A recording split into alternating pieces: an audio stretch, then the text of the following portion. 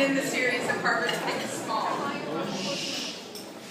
There is no good friend award, no spot on a resume to record how many of your friends' performances you've attended, and demonstrating concern for the well-being of those around you will do little to land you a consulting gig or acceptance to a top-tier medical school. Checking in with those you care about will not get you an A on your next research paper, and taking time to go for a walk with an old friend will not boost your grade on the midterm exam tomorrow. In a place that so strongly values success and achievement, we are pushed and push ourselves to do the things that lead us down that path to success. I remember running, literally, from Lamont to Annenberg during my freshman year of college, throwing together a sandwich, and then sprinting back up Rosie Street so that I could squeeze in enough time to do my homework instead of eating with my friends. I'd made it to Harvard, the springboard for worldly achievements, and now I needed only to do the things that would best set me up for my next set of achievements.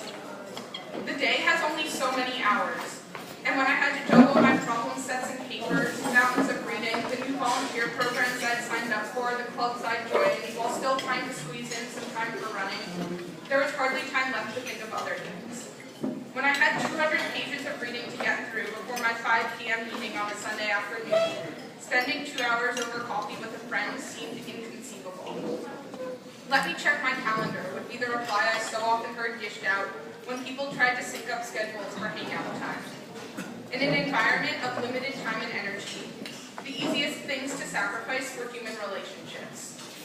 And sometimes here, we are quite literally blinded by our own drive.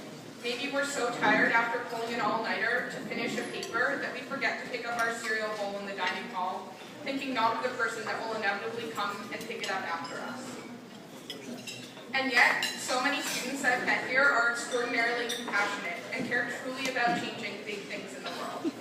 They're deeply concerned with curing big problems like bringing medicine to children in Haiti and building shelter for starving orphans in Uganda.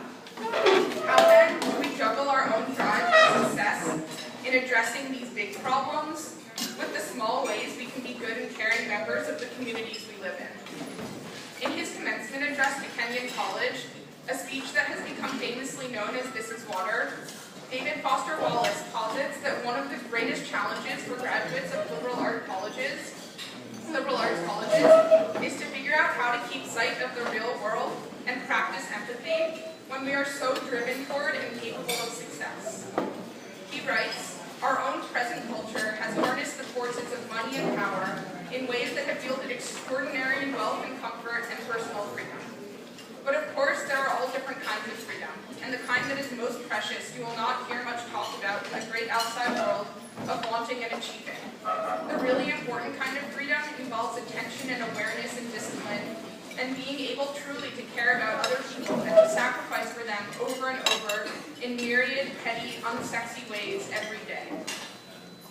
And so, I might posit that in a culture built so heavily on challenging ourselves to achieve and succeed, one of the biggest challenges we can tackle is knowing when to sacrifice the big dreams for the small ways we build better relationships and communities. I have learned that my own concern with the injustices of the world can determine how I live my life right here at Harvard. Perhaps recognizing that each person around me is worthy of my concern and respect is an important way to begin building a world where each person is treated with dignity.